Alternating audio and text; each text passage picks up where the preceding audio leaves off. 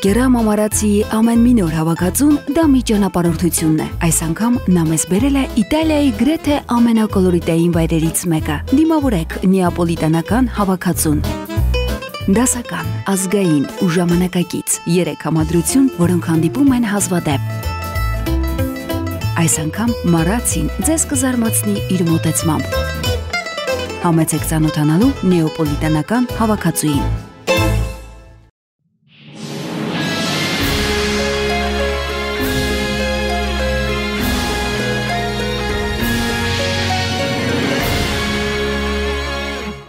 Քույր եւ եղբայր Կարինա եւ Արթուր Բաղդասարովներ, Յուրի Նիկուլինի անվան մոսկովյան կրկեսի արտիստներ, վագրերի հայտնի վարժեցնողներ, Ռուսաստանի արվեստի վաստակավոր գործիչներ, աշխարհահռչակ վարժեցնող Միխայիլ Բաղդասարովի զավակներն են։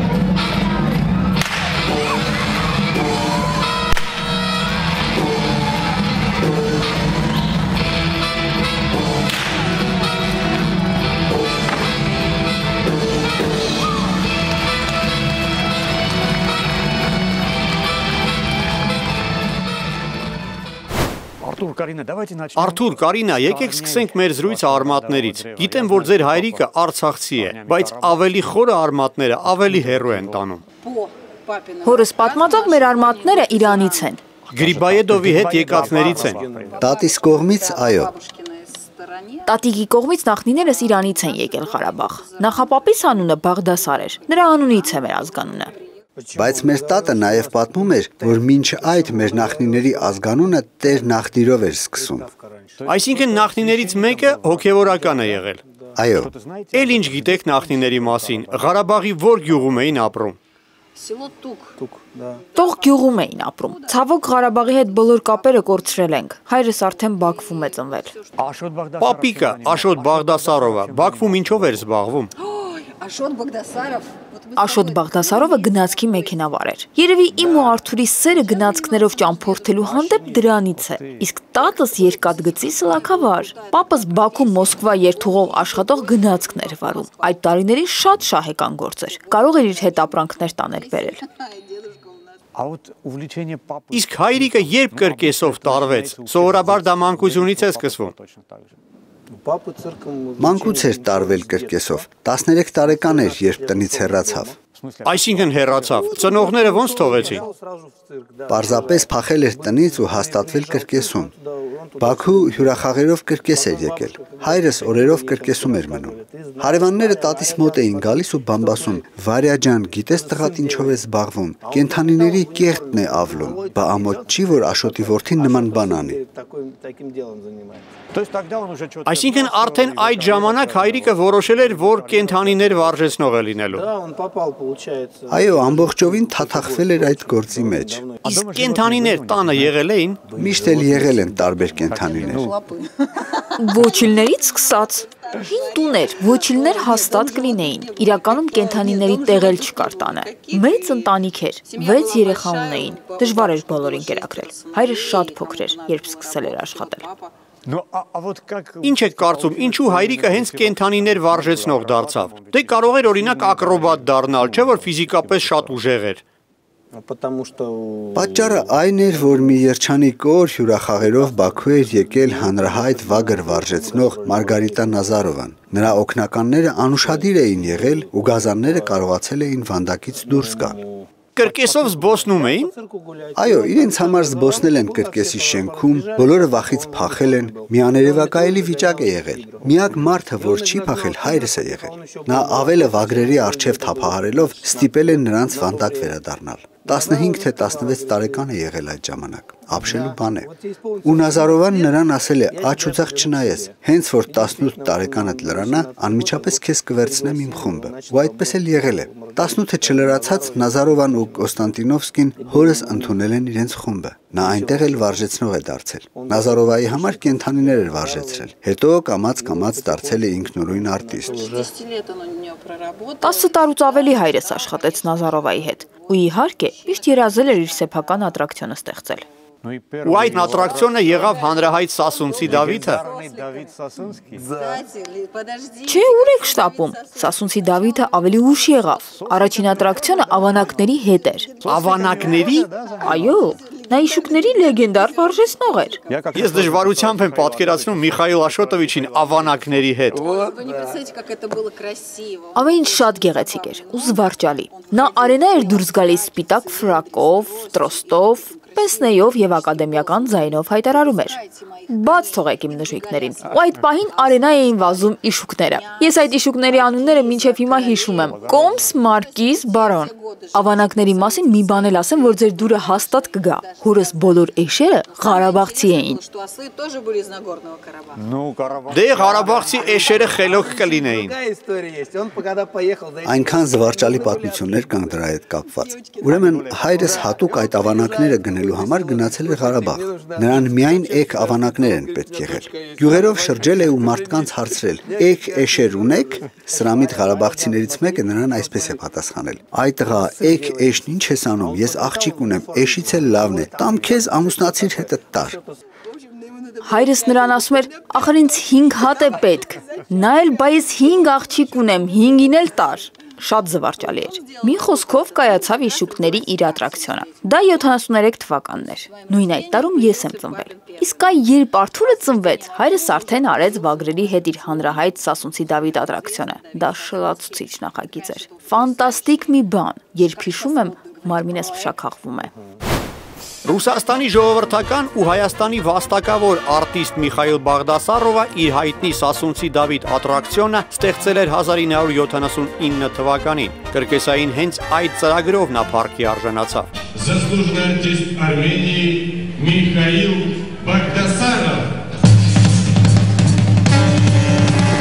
Բաղդասարովի ծրագիրը եզակի էր իր մասշտաբով։ Դրանում ներգրավված էին վագրեր, առյուծներ, լուսաններ, հովազներ, ընձառյուծներ։ Հարուստ բեմադրությունը ներկայացվում էր Արամ Խաչատրյանի Սպարտակ բալետի երաժշտությամբ։ Ատրակցիոնի ստեղծման ընթացքում Միխայիլ Բաղդասարովը խորհրդակցել ու համագործակցել է հայկական մշակույթի տաղանդաշատ գործիչներից մի քանիսի հետ։ Նրանց թվում էին ԽՍՀՄ ժողովրդական արտիստ ռեժիսոր Վարդան Աճեմյանը, պարող Վիլեն Գալստյանը, ով մարմնավորել էր Սասունցի Դավթին համանուն բալետում, աշխարհահռչակ քանդակագործ Երվանդ Քոչարը, ով ստեղծել է Սասունցի Դավթի հանրահայտ արձանը։ Բացի Սասունցի Դավիթ կրկեսային ատրակցիոնից Միխայիլ Բաղդասարովը բեմադրել է ևս մի քանիսը։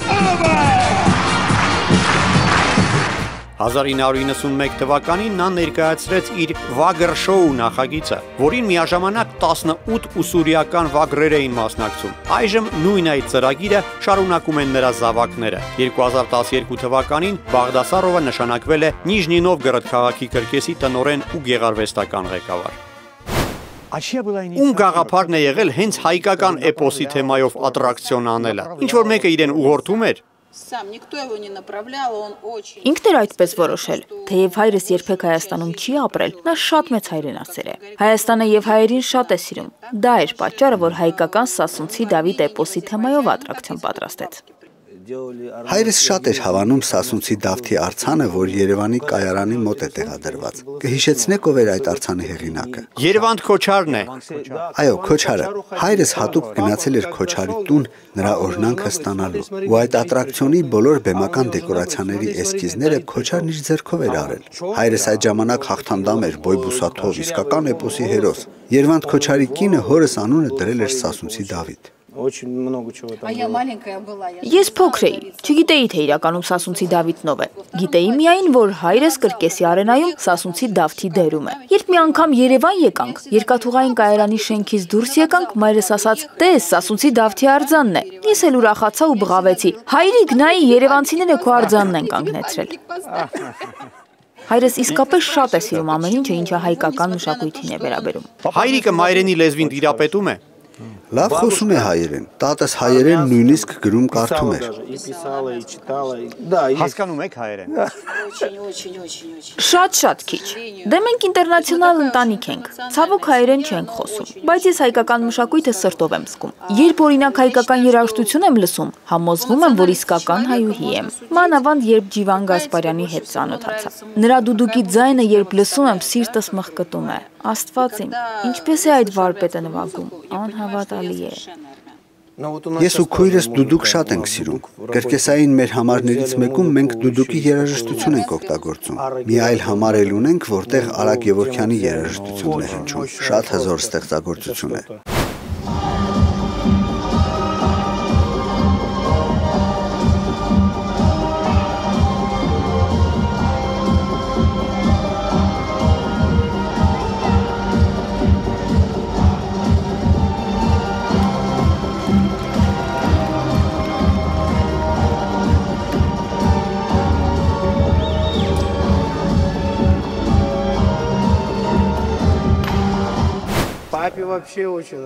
Հայրս գնահատում է հայկական ամեն ինչը։ Իդեպ Հայաստանի տված կոչումն էլ ամենաբարձրն է համարում։ Սասունցի Դավիթ ատրակցիոնի համար նա Հայաստանի վաստակավոր արտիստի կոչմանն է արժանացել։ Սասունցի Դավթի հետ կապված նրա կյանքում շատ բան կա։ Սասունցի Դավիթ ատրակցիոնի հետ կապված նաև բազմաթիվ զվարճալի պատմություններ են եղել։ Հիմա կպատմեմ։ Կրկեսի հաշվապահը կարծել է, թե Սասունցի Դավիթը իրական մարդ է, ով հորս ատրակցիոնում է ներգրավված։ Ու Սասունցի Դավթի անունով հոնորար է դուրս գրել։ Մի օր հաշվապահը տնօրենին բողոքել է, ասել է. «Սա ինչ բան է, այդ Սասունցի Դավիթը չի բարեհաճում գա իր հոնորարը ստանա»։ Ես ու եղբայրը շատ փոքր էինք, երբ հայրս մեզ ստիպել էր կարդալ Սասունցի Դավիթ էպոսը։ Շատ ուրախ եմ, որ նա մեր մեջ հայկական մշակույթի ու ավանդույթների հանդեպ սեր ու հարգանք է սերմանել։ Բայց ցավոք մենք արդեն շատ վաղուց Հայաստանում չենք եղել։ Վերջին անգամ եղել ենք, երբ Էջմիածին էինք գնացել մկրտվելու։ Երկուսս էլ առաքելական եկեղեցում ենք մկրտվել։ Մեր բախտը բերել է, մենք հենց մայրաթոռում ենք կնքվել։ 4 կամ 5 տարեկան էի այդ ժամանակ։ Երբ փոքր էի, շատ վատ հայհոյանքներ էի ասում։ Բակի տղաներն էին սովորեցրել։ Ես էլ չէի հասկանում, թե դա ինչ է, ծնողներից բարկացնելու համար հաճախ մարդկանց ներկայությամբ բարձրաձայն ասում էի այդ վատ բառերը։ Երբ Էջմիածին էինք գնացել մկրտվելու, մայրս ինձ աղաչում էր. «Տղաս, միայն թե քահանայի ներկայությամբ այդ վատ բառերը չասես, չխայտառակես մեզ»։ Ես արարողության ժամանակ ինձ շատ լավ եմ պահել։ Ձայնս կտրել էի ու ուշադիր լսում էի քահանային։ Պատմեք ձեր կրկեսային կարիերայի մասին։ Առաջինը երևի Կարինան է սկսել։ Ոչ, սպասեք, Արթուրը ինձնից շուտ սկսեց, ու նա նույնպես սկսել էր ավանակներից։ Ախր ինչու Էշերի հետ իմ ատրակցիոնի մասին ասեցիր։ Ինչու ես ինձ միշտ խայտառակում։ Դե եղել են, չէ, շուկները, հույ չեմ հորինում։ Ավանակները մեր ընտանեկան ավանդույթն էին դարձել։ Դրանք Բաղդասարովների անցաթուղթն էին դեպի կրկեսային հաջողություն։ Ընդ որում ես նույն այն ավանակների հետ էի աշխատում, որոնց հետ ժամանակին հայրս էր աշխատել։ Ահա այդքան երկարակյաց են Ղարաբաղի էշերը։ Իշուկների հետ աշխատելով ես վարժեցնողի գործի հիմքերը սովորեցի։ Իրականում սկզբունքը նույնն է ու նշանակություն չունի մկնիկ ես վարժեցնում թե առյուծ, մոտեցումը նույնն է։ Դե էշերը այդքան կամակոր են, որ երբեմն առյուծի հետ ավելի հեշտ է աշխատել։ Այո, դա այդպես է։ Մի անգամ պրեմիերայի ժամանակ ինձ այնպես էին այդ էշերը խայտառակել։ Արենա դուրս եկան, մի պտույտ արեցին ու հետ վերադարձան։ Ու էլ ոչ մի կերպ չէին համարձակվում ետ գալ։ Դե արի ու էս էշերին խելք սովորեցրու։ Այո, եթե ավանակը մի բան որոշեց, ուրեմն վերջ։ Ես անհամբեր սպասում էի, թե երբ են ինձ ուրիշ կենդանի վստահելու, որ պրծնեմ այդ էշերից։ Բայց ես այդ ժամանակ դեռ շատ փոքր էի ու վագրեր ինձ չէին վստահում։ Ես ընդամենը 12 տարեկան էի։ 12 տարեկան ընդամենը։ Այո, նա 12 տարեկանից կրկեսային արտիստ է։ Արթուրը ինձնից շուտ էր սկսել կարիերան, թեև ես իրենից մեծ եմ։ Ես սկսեցի Վանդակում աշխատել, երբ 18 տարեկան էի, իսկ Արթուրը 15 տարեկանից արդեն վագրերի հետ կրկեսային համարներ էր անում։ Հայրս այն ժամանակ մի լավ բան ասաց։ Ինչ տարբերություն, թե երբ նրան վագրերը կհոշոտեն, 15 տարեկանում թե 18-ում։ Չէ, դե ցանկալի է գոնե մի քիչ ավելի ուշ ուտեն։ Հայրս դիմում գրեց ու իր պատասխանատվությամբ ինձ վագրերի Վանդակ ուղարկեց։ Այդ օրվանից Վանդակից դուրս չեմ գալիս։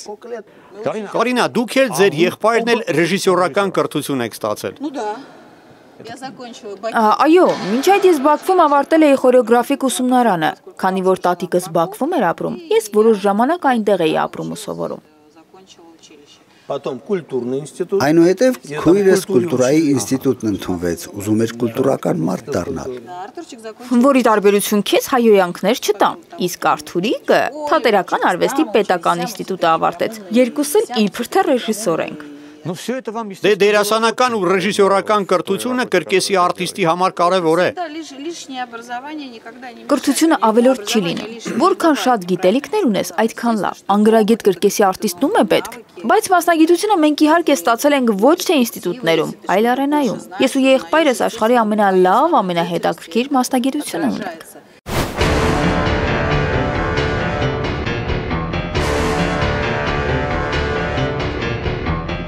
Արթուր և Կարինա Բաղդասարովների ստեղծագործական տանդեմի հիմքը դրվել է գրեթե 20 տարի առաջ։ Հայրը հաճույքով զավակներին զիջեց իր բեմադրած Վագր շոու կրկեսային ատրակցիոնը, որում նրանք երկուսն էլ ներգրաված էին։ Մինչ այդ Արթուրն ու Կարինան նաև ինքնուրույն կրկեսային համարներով էին հանդես գալիս։ Արթուրը մանեժում իր կարիերան սկսել էր դեռևս 1992-ին, այդ ժամանակ նա Ռուսաստանում ամենաերիտասարդ վարժեցնողն էր։ Կենդանիների հետ աշխատանքից բացի իրեն փորձել էր նաև կրկեսային այլ ժանրերում, մասնավորապես հանդես է եկել որպես էքսցենտրիկ ակրոբատ եւ նաև կրկեսային կատակերգական համարներ է ունեցել։ Իսկ Կարինան արենայում օգտագործել է պարուհու իր տաղանդը։ Ռեժիսորական պրոֆեսիոնալ կրթությունը նրանց երկուսին էլ պետք եկավ, իսկ կրկեսային պրոդյուսերի գործը ստիպված եղան սովորել ինքնուրույն։ 2014 թվականից Բաղդասարովները իրենք են զբաղվում իրենց պրոդյուսավորմամբ, միաժամանակ ակտիվ համագործակցելով Յուրի Նիկուլինի անվան մոսկովյան կրկեսի եւ Ռոսգոսցիրկ պետական հաստատության հետ։ 2013 թվականի հոկտեմբերին Ռուսաստանի նախագահ Պուտինի հրամանագրով Կարինա եւ Արթուր Բաղդասարովները արժանացել էին Դաշնության վաստակավոր արտիստների կոչման։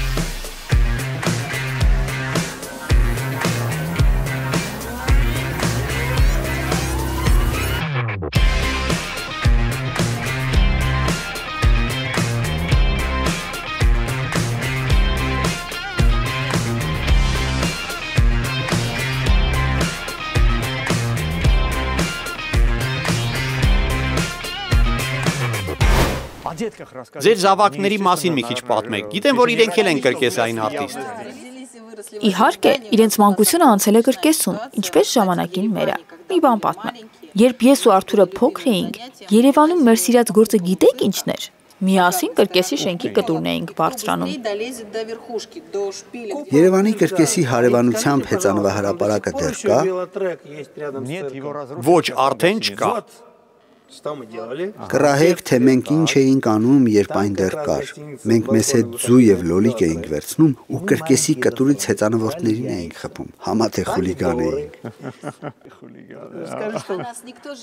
Ու մի անգամ տեսնեմ հայրիկս մեզ է նայում ու բռունցքը բարձրացրած սպառնում է։ Վախից չգիտեինք ինչ անել։ Այ ինչպիսի մենք էինք այդ ժամանակ, երբ ծնողների մոտ կրկես էին գալիս։ Այդպիսին էլ մեր երեխաներն են։ Կրկեսը տակն ու վրա են անում։ Արթուրը իրենց վրա բարկանում է, իսկ ես հանգստացնում եմ, ասում եմ մեզ հիշի իրենց տարիքում։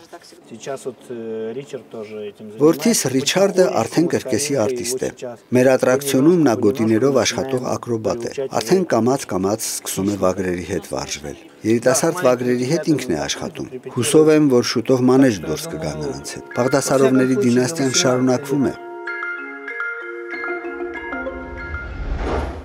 Ասացեք, ո՞րն է եղել ձեր կյանքի ամենավառ իրադարձությունը։ Ուղիղ 10 տարի է, ինչ մենք հանդես ենք գալիս աշխարհի լավագույն կրկեսներից մեկի, Մոսկվայի Ցվետնոյ բուլվարի կրկեսի թատերախմբում։ Իսկապես մեծ իրադարձություն էր տեղի ունեցել 10 տարի առաջ։ Այդ օրը մեզ համար անմոռանալի է։ Կրկեսային արվեստում ձեզանից բացի հիմա կան ուրիշ հայտնի հայեր։ Հիմա արդեն քիչ են, առաջ կային հայկական կրկեսային կոլեկտիվներ, այնտեղ էին ձևավորվում այնպիսի աստղեր, ինչպիսիք էին Իսահակյանը, Գազարյանը, ամբողջ խորհրդային միությունով մեկ թնդում էին այդ անունները, մեզ շատ էին ոգևորում նրանց հաջողությունները։ Ազգությամբ հայ կրկեսի արտիստներից շատերն են Մոսկվայում մեծ հաջողությունների հասել։ Նրանցից ամենաանվանին իհարկե Լեոնիդ Ենգիբարովն է։ Նրա փայլուն կարիերան սկսեց ձևավորվել 1964-ին, երբ Grand Prix-ի արժանացավ Պրահայում կայացած ծաղրածուների միջազգային մրցույթում։ Ենգիբարովը տխուր ծաղրածուի դերն է նախընտրել։ Այդ իսկապես մեծ արտիստին ոչ բոլորն էին հասկանում, բայց նա այնպես էլ չհրաժարվեց մտածող ծաղրածուի ամպլուայից ու կարողացավ ողջ աշխարհին ապացուցել, որ կրկեսը պետք է ոչ միայն զվարճացնի մարդկանց, այլ նաև երբեմն պարտավոր է ստիպել նրանց խորհել։ Լեոնիդ Ենգիբարովի անունն է այժմ կրում Երևանի պետական կրկեսը։ Իգդիրում ծնված եւ Մոսկվայում մեծացած ականավոր աճպարար Հարություն Հակոբյանը հայտնի է ոչ միայն որպես կրկեսային արտիստ, այլև որպես էստրադայի վարպետ։ Մեր հայրենակիցը բացառիկ տաղանդ ուներ, որ կարողանում էր իր զարմանահրաշ համարները ցուցադրել առանց որևէ ռեկվիզիտի։ Նրա կախարդական ձեռքերը հրաշքներ էին գործում։ Աճպարարական արվեստի գաղտնիքները նա փոխանցել է որդուն Հմայակին, ով շարունակում է հոր գործը։ Հայաստանի ժողովրդական արտիստ Ստեփան Իսահակյանը Խորհրդային Միության ամենահայտնի վարժեցնողներից էր։ 1958 թվականին Երևանում կայացավ նրա հեղինակած կրկեսային բացառիկ ծրագրի պրեմիերան։ Համարում ներգրավված էին անտիլոպ, պիտոն, թութակներ, արագիլներ, կռունկներ, սիրամարգեր։ Բեմադրության սյուժեն հայկական հեքիաթների հիման վրա էր մշակված։ Իսահակյանը առաջինն էր ԽՍՀՄ-ում, ով կարողացել էր գետաձիերի վարժեցնել։ Մանուկ անունով իր հայտնի խելացի գետաձին իր ուսուցչի հետ աշխարհի տասնյակ կրկեսներով է շարժել։ Վարժեցնող Ազիզ Ասկարյանը Նիկուլինի անվան կրկեսում է հայտնի դարձել։ Նրան կատակով անվանում են կապիկների հայրիկ։ Ասկարյանի սաները շիմպանզեներ են եւ օրանգուտաններ։ Նրա բեմադրած ազգերի պարերը կրկեսային ծրագիրը, որում կապիկները պարում են քոչարի, լեզգինկա, կուկարաչա, տանգո եւ կանկան, զարմացրել է ամենակմահաճ հանդիսատեսին։ Արթուր եւ Կարինա Բաղդասարովները հաջողությամբ շարունակում են Ենգիբարովի եւ Հակոբյանի, Իսահակյանի ու Ասկարյանի գործը։ Դուք երկուսով եք աշխատում, բայց ասում են կենթանին պետք է միայն մեկ տիրոջ ճանաչի։ Այ օրինակ մեր տանը շուն կա, ու նա գիտի, որ իմ կինն է իր տերը, իսկ ես ընդամենը տիրոջ ամուսինն եմ։ Իսկ ձեր վագրերը ձեզանից ում են տեր համարում։ Կատուն տեր չի ունենում։ Այո, այդպես է, կանանց պես են, տեր չեն ճանաչում։ Տերը նա է, ով սիրում է։ Մենք երկուսս էլ իրենց շատ ենք սիրում։ Գիտեք, ես շատ եմ մտածել այն մասին, թե ինչպես են վագրերը մեզ ընկալում։ Ով ենք մենք նրանց համար։ Միգուցե Պրայդի անդամ եք։ Վագրերը պրայդերով չեն ապրում, առյուծներն են ապրում, իսկ վագրերը միայնակ է։ Այն, որ իրենք մեզ մոտ խմբով են, իրենց համար արդեն անբնական է։ Դրան էլ գումարվում է այն, որ ինչ-որ մեկը փորձում է իրենց ղեկավարել։ Դա անբնական է։ Մեզ մոտ դերերի բաշխում կա։ Կարինան նրանց հետ փափուկ է ու նուրբ, նրանց համար մոր պես է, իսկ ես կոշտ եմ ու խիստ։ Ես հաճախ քրոջս վրա բարկանում եմ, երբեմն չափից դուրս փափուկ են ագազանների հետ վարվում։ Վագրերը փիսիկ են դառնում, ու այդ ժամանակ ես եմ գալիս ու նրանց հավաքում եմ բորս։ Դե բնական է, որ Կարինային իրենք ավելի են սիրում, քան ձեզ։ Իհարկե։ Ոչ, բոլորովին էլ այդպես չէ, դա դպրոցի պես է։ Դա նույնն է, եթե ասես աշակերտները դպրոցում խիստ ուսուցչին չեն սիրում։ Երբեմն հենց խիստ ուսուցչին են սիրում, եթե նա արդար է ու լավ գիտելիք է տալիս։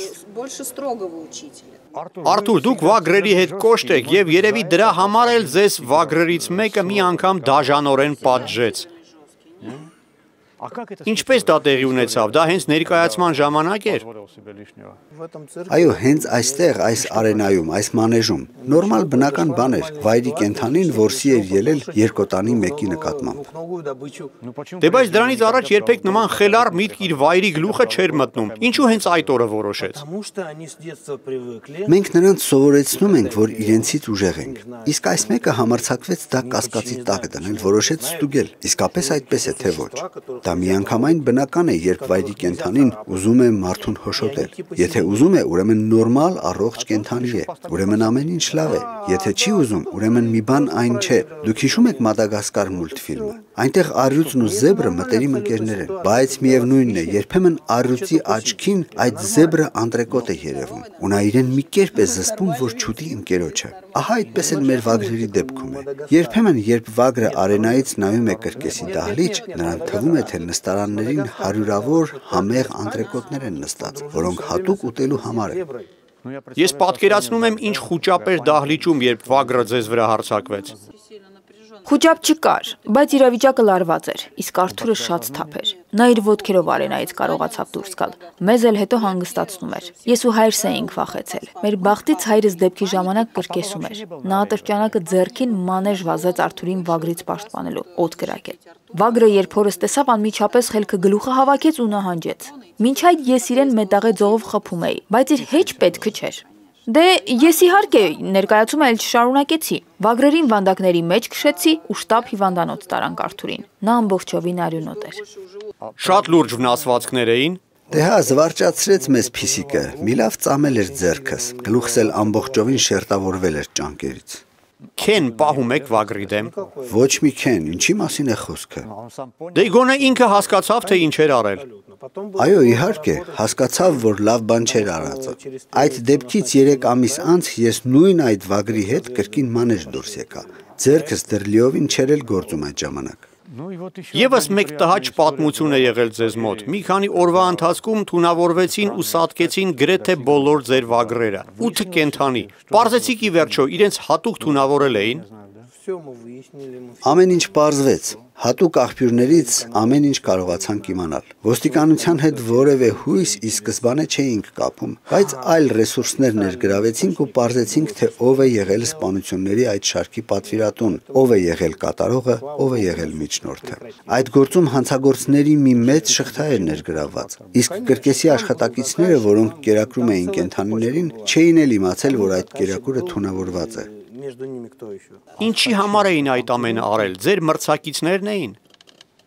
Մարդն անկանխատեսելի է։